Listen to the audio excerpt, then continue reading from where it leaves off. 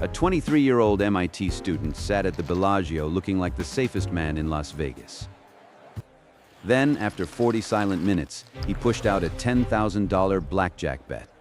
8 minutes later, the table was down $85,000, and the pit boss wanted the tape. It showed no marked cards, no device, no signal anyone could catch. Casinos were built on mathematics that always favored the house.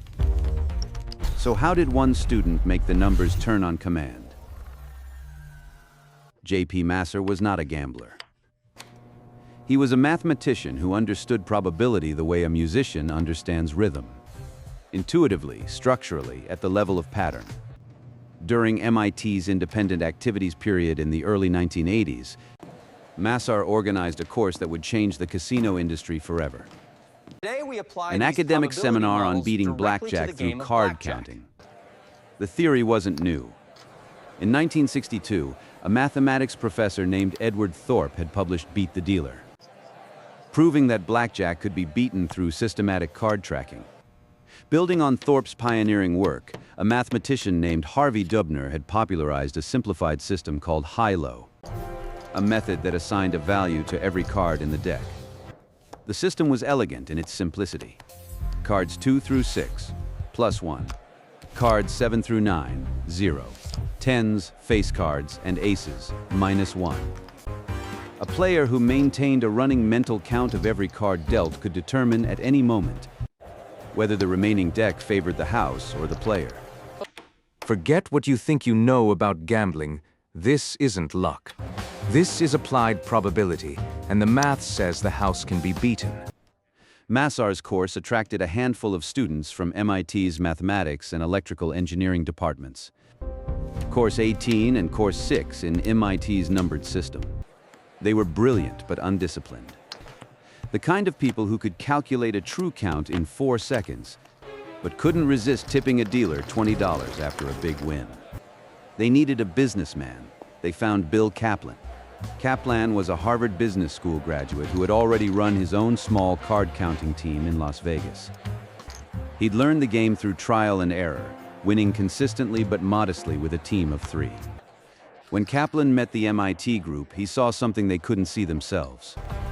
A mathematical edge without the organizational structure to exploit it. You have the math, you don't have the discipline. You're leaving money on the table, literally. Kaplan's diagnosis was precise. The students varied from the optimal strategy when they got nervous. They played at the same casinos too frequently.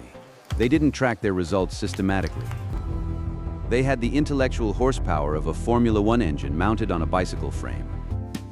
Kaplan proposed a deal. He would provide organizational structure, investor capital, and operational discipline. They would provide the mathematical talent and the warm bodies to sit at blackjack tables. Within months, they incorporated Strategic Investments LP, a legal business entity registered in Massachusetts, with outside investors providing a bankroll in exchange for a share of returns. This wasn't a group of friends playing cards. This was a corporation. The initial bankroll, funded by Kaplan's investors, eventually exceeded $1 million. The team now operated with weekly meetings, performance reviews, profit and loss tracking, and a formal hierarchy. Players were recruited from MIT, Harvard, and Princeton. Selected not just for mathematical ability, but for acting talent, composure under pressure, and the ability to appear unremarkable. What had started as a professor's hobby was now a machine. A machine built to do one thing: extract money from casinos using the only legal method available. All it needed now was a system no casino could detect. The genius of the MIT team wasn't card counting. Any reasonably intelligent person can learn to count cards. The genius was the team structure. A system so compartmentalized that no individual player ever did anything suspicious. Tier 1, spotters. The spotters were the foot soldiers, usually the newest team members. They sat at blackjack tables placing minimum bets, $25 a hand, looking bored. Their job was invisible. Maintain a perfect running count of every card dealt at their table. They won a little, they lost a little. They never attracted attention. Casinos see thousands of players placing minimum bets every day. Spotters were background noise. Tier 2, controllers. Controllers were senior team members who wandered the casino floor, appearing to browse, watching multiple spotter tables simultaneously. Their job was verification and communication. When a spotter's table turned hot, meaning the true count climbed above +5, the controller verified the count independently, then transmitted the signal. Tier 3, big players. The big players were the actors. They wandered the casino floor looking like wealthy tourists. Expensive watches, confident posture, a drink in hand they never actually drank. When a controller signaled a hot table, the big player would saunter over, sit down as if choosing a table at random, and immediately begin placing maximum wagers. I'd walk up to a table where I'd never played before, sit down as if I was bored, and bet 10,000 on the first hand. If the count dropped, I'd play 2 more hands and leave. Nobody questioned the rich guy who lost interest. To the casino, the big player looked like a wealthy amateur on a hot streak. The critical insight: the big player never counted cards. The count belonged to the spotter. The signal belonged to the controller. The big player just played perfectly when told to sit down. No single person in the system did anything a camera could flag. The signals themselves were a masterwork of subtlety. A scratch of the left ear. The count is hot at table 7. Arms crossed casually. Abort. The pit boss is watching. Chips stacked in a particular pattern. The exact true count, encoded in chip colors. Foot position under the table, whether to split, double down, or stand. Each signal was a natural gesture, invisible to the hundreds of hours of surveillance footage recorded every night. But knowing the system wasn't enough, executing it under pressure was a different matter entirely. Before any recruit touched a real casino, they underwent a trial by fire. Hundreds of hours of training in a cramped Cambridge apartment. Folding tables arranged as mock blackjack tables, cards scattered everywhere. The tests were designed to break concentration. Count down a full 6-deck shoe, 312 cards in under 25 seconds, while holding a conversation about the weather. Play 3 hands simultaneously while a trainer screams in your ear. Maintain a perfect count while someone dumps a glass of ice water on your hands. We didn't need people who could count cards. We needed people who could count cards while someone was standing behind them with a badge. The standard was binary. If you cracked during training, you weren't ready. No second chances on the casino floor. The machine was built, the bankroll was loaded, the team was trained. Now came the only test that mattered. Could they beat a real casino? The first major deployment was Atlantic City. A Friday night in one of the boardwalk casinos. Chandeliers overhead, the mechanical song of slot machines filling the air. The carpet designed in patterns that hide stains. 3 spotters took their positions at separate blackjack tables, placing $25 bets with the vacant expression of recreational gamblers. For 40 minutes, nothing happened. The counts fluctuated but stayed near 0, a neutral deck, no edge for either side. Then table 12 went hot. The spotter at table 12 had been counting for 42 minutes. The running count climbed past +12. With 2 decks remaining, the true count hit +6. The controller, sitting at a nearby video poker machine pretending to play, verified the count independently. Confirmed. He adjusted his posture, placing his left hand on his knee. The big player, who had been wandering the floor for 20 minutes nursing a ginger ale, saw the signal. He sat down at table 12 as if choosing it at random. His first bet, $5,000, he won. $7,500, he won. $10,000, he split the hand, doubled down on both, and won both. In 90 minutes, the team extracted over $85,000 from a single table. By Sunday night, the combined total across all players exceeded $400,000. Walking out of a casino with 80,000 in chips that you won mathematically. It doesn't feel like gambling. It feels like a paycheck. The model was validated. The math worked not just in theory, not just in a Cambridge apartment, but under the fluorescent scrutiny of a real casino floor. What happened next was inevitable. They scaled. Strategic investments expanded aggressively. New players were recruited from MIT, Harvard, and Princeton. Not just mathematicians, but physicists, engineers, anyone with the processing power to maintain a count under stress. At peak operation, the team had between 20 and 30 active players deployed worldwide. Each trip was planned with military precision. No group flights. Staggered hotel check-ins under different names. Different cover stories at every casino. Finance conference, bachelor party, honeymoon.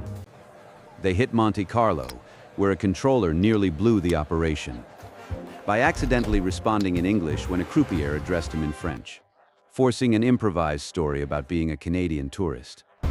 They hit Paradise Island in the Bahamas, where one big player won $120,000 in a single session and had to walk through a hotel lobby with chips bulging in every pocket because the cashier cage had closed for the night. The winnings accumulated steadily. Not the fantasy of a single massive score, but the relentless mathematical grind of a positive expected value compounding over thousands of hands. But scale creates cracks, and the cracks were human. Newer recruits didn't have the discipline of the founding members. Some overtipped dealers, a social impulse that drew attention to winning players. Some drank at the table, impairing the count at the worst possible moment.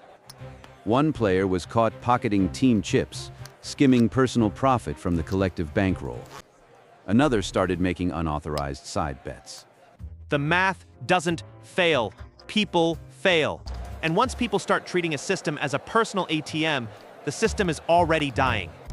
Kaplan instituted stricter controls, mandatory post-trip debriefs, random bankroll audits, a 3-strikes disciplinary system. But the culture had shifted. The early team had been driven by intellectual challenge. The newer recruits were driven by money. And money changes the equation. The team's biggest problem, however, wasn't internal. It was the man who had been watching them from a windowless office in Las Vegas, and who remembered every face. Robert Griffin didn't work for any single casino. He worked for all of them.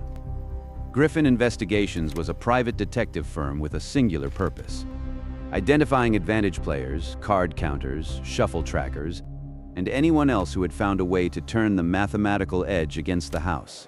The firm's primary product was a compendium known in the industry simply as the Griffin Book. The Griffin Book was a thick 3-ring binder distributed to subscribing casinos across the United States.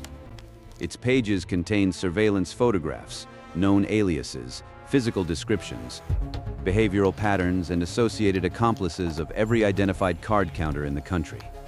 When a casino flagged a suspicious player, they'd send the surveillance photo to Griffin, who would cross-reference it against the database and distribute the identification to every casino in the network. They think they're anonymous. They think we don't share information. Every casino in Nevada has their photos. The moment they sit down, we know. The MIT team's faces began appearing in the Griffin Book one by one. First, the founding players, Kaplan, Massar, the original big players. Then the second generation. Then the third. Within 2 years, the core team members were recognized on site at every major casino in Las Vegas and Atlantic City. Walking through the front door was enough to trigger a radio call from the floor to the surveillance room.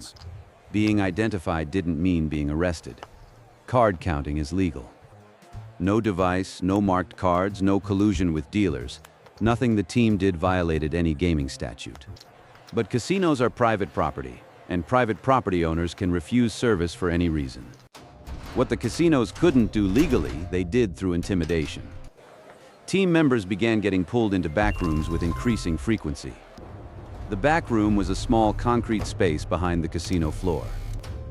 Harsh fluorescent lighting, a metal table, 2 chairs, and a security camera in the corner. No lawyer present. No charges filed. You're not under arrest, but we'd suggest you don't come back. We have a very good memory. Players were photographed, front and profile, like a mugshot.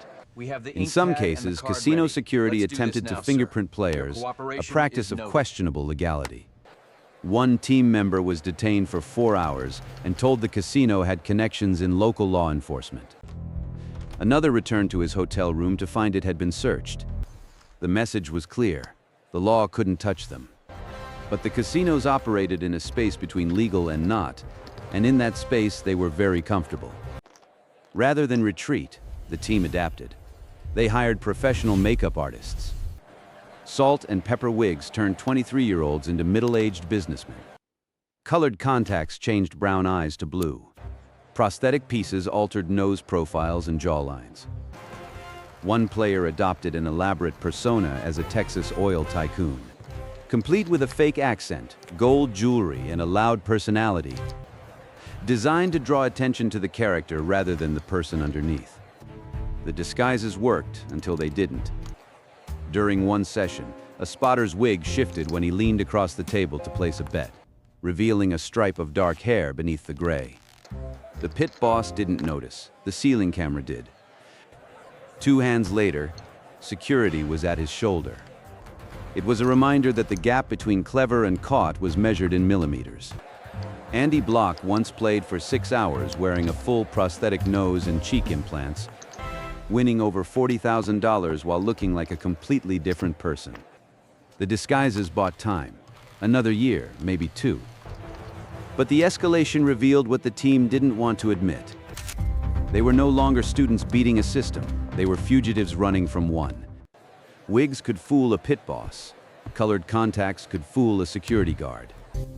But they couldn't fool a computer, and the computers were coming. The technology arrived quietly. No announcement, no press release. Just a software upgrade in the surveillance rooms of major casinos. Facial recognition. The software, developed by companies like Biometrica and NEC, didn't analyze what a person looked like. It analyzed who they were, measuring the geometric distances between anatomical landmarks that remain constant regardless of disguise. A wig changes hair. Contacts change eye color. But nothing changes the distance between your eye sockets. Nothing changes the angle of your cheekbones. A player in full disguise, wig, tinted contacts, prosthetic chin, sat down at a high-limit table at the Bellagio. 12 minutes later, a hand appeared on his shoulder. In the surveillance room, 2 screens showed side-by-side images. The disguised player on the left, the real player from the Griffin book on the right. The geometric overlay was identical. A wig changes what you look like. It doesn't change who you are, and the software knows who you are. The game was over. Not because the math stopped working. The high-low count was as valid as it had ever been.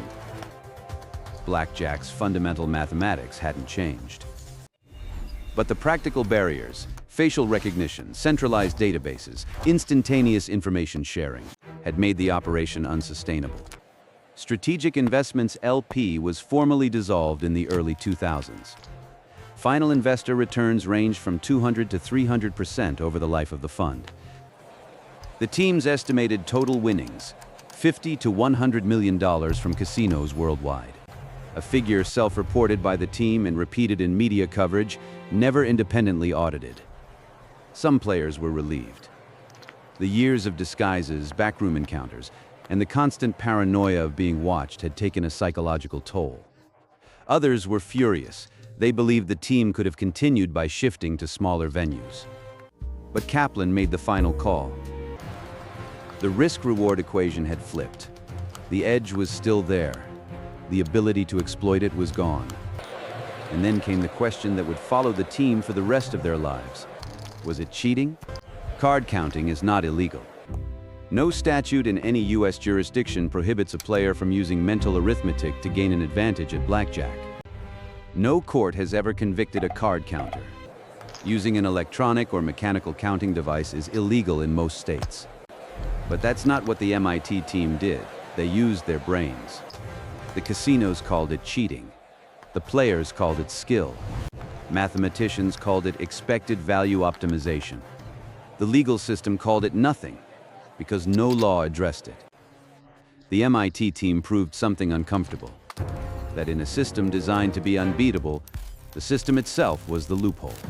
Not through deception, not through technology. Through the application of mathematics that any person with sufficient discipline could learn. The question isn't whether they cheated. The question is whether a system that calls mathematics cheating was ever fair in the first place. They scattered. People ask what we learned. We say, The math. Always trust the math. Bill Kaplan left the team in the mid-1990s. He became a technology entrepreneur and venture capitalist in Boston, founding Fresh Address and investing in startups. He still gives talks about the team's exploits, not as war stories, but as case studies in organizational design and applied mathematics. J.P. Messer continued in academia and software development, maintaining a quiet presence in the MIT community. The professor who started it all returned to what he'd always been, a mathematician who happened to prove a point. Andy Block pivoted to professional poker. He reached multiple World Series of Poker final tables, won World Poker Tour titles, and accumulated millions in competitive earnings. The discipline that let him count cards under casino pressure translated directly to reading opponents across a felt table. Other team members followed similar trajectories. Several became quantitative traders on Wall Street, applying the same probability models that beat blackjack to beat financial markets. Others founded technology companies in Silicon Valley. The mathematical thinking that extracted money from casinos turned out to be the same thinking that drives algorithmic trading, risk assessment, and machine learning. The casinos, meanwhile, rebuilt their defenses. Automatic card shufflers became standard equipment. Shuffling after every hand eliminates the running count entirely. 6-deck and 8-deck shoes replaced the 2-deck games that gave counters their best edge. Betting spread restrictions were tightened. Facial recognition became as standard as the security cameras themselves. And information-sharing networks between casinos were formalized into industry databases that made the Griffin book look like a phone directory. The irony, the security upgrades that the MIT team's exploits forced upon the casino industry cost the casinos far more than the team ever won. And then there's the final twist. Griffin Investigations, the private detective firm that spent years hunting, documenting, and systematically destroying the MIT team's anonymity, filed for Chapter 11 bankruptcy in 2005. The cause, a defamation lawsuit brought by players who had been wrongfully accused and banned from casinos based on faulty identification. The firm that hunted card counters was brought down by the legal system, the very system the counters themselves had always obeyed. The hunters lost. The hunted prospered. And somewhere in Boston, a former MIT student watches a blackjack tournament on television. The camera shows the dealer turning over cards. Automatically, without thinking, the old count begins running in his head. +1, +2, +3. Some habits never die. The math never stops.